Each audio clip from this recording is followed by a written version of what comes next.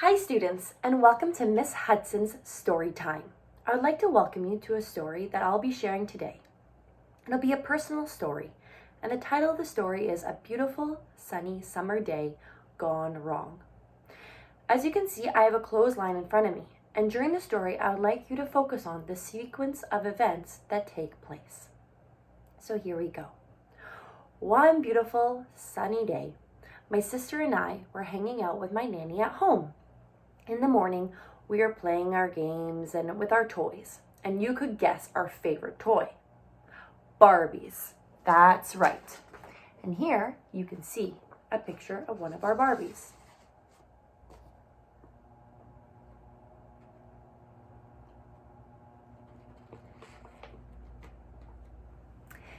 In the afternoon, my nanny decided since it was such a beautiful day that we'd go on a bike ride.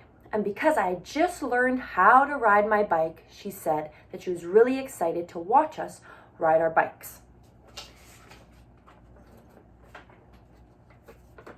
And here's my nanny. So my sister and I put on our gear and got ready to go out. After we were ready, we set sail outside. My sister and I rode our bikes while my nanny walked beside us. And here's my sister and I. So we took off and we were riding our bikes to the local rec center. So we were side by side for about halfway there. We were riding, we could see the sun hitting us, and all of a sudden it passed in my mind, and I thought, my sister always being the older one and always coming first, that for once I wanted to be first. So I turned to her and I said, I'm gonna beat you there, and I took off fast pedaling on my bike. And my nanny said, Madison, slow down, not too fast.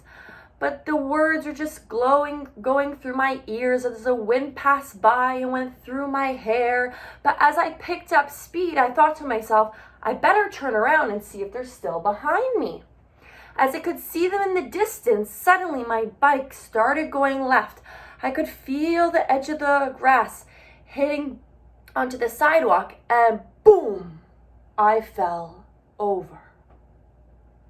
Now I'm gonna pause there.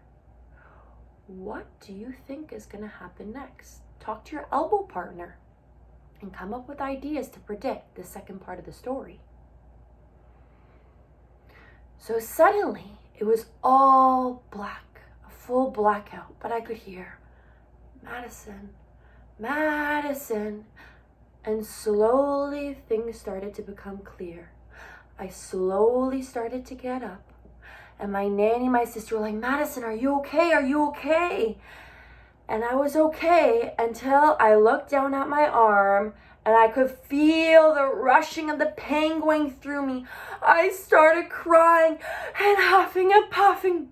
And I could see the black dots all over my arm. And my sister, my nanny said, don't worry, Madison, you'll be okay. And I was screaming, no, I'm not going to be okay. So since my nanny didn't have a cell phone, I finally got up and we walked our bikes to the local rec center. And here it is. Once we got there, we had the secretary call my dad, and he rushed to the rec center as fast as he could. He was in there within 5 minutes, and he came running inside to see if we were okay.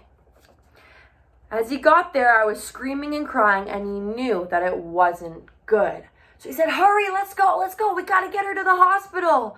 So we got out, went in his car, and we took off to the hospital, all 4 of us. My dad, myself, my nanny, and my sister. And my dad drove so fast, it was like within 5 minutes we were at the hospital. He drove as if he was driving his own ambulance truck. As we got to the hospital, we rushed inside, and finally we were seen by a nurse. And here you have the hospital. As the nurse came over, I was crying and crying. The pain got worse. So the nurse thought she would try and help us. Before I could see what she was doing, I could see her with a huge needle in her hand, and boom, she stuck it in my leg. Oh, I screamed with the rushing pain of the needle going in me, but within 5 minutes, the pain started to ease off.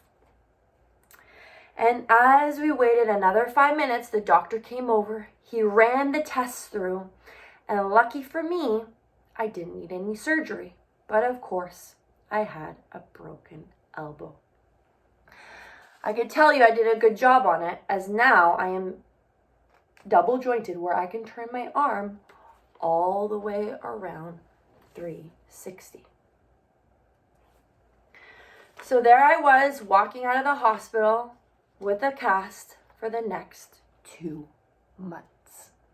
And ever since then, I was always scared to put on another cast or to get a needle. The end.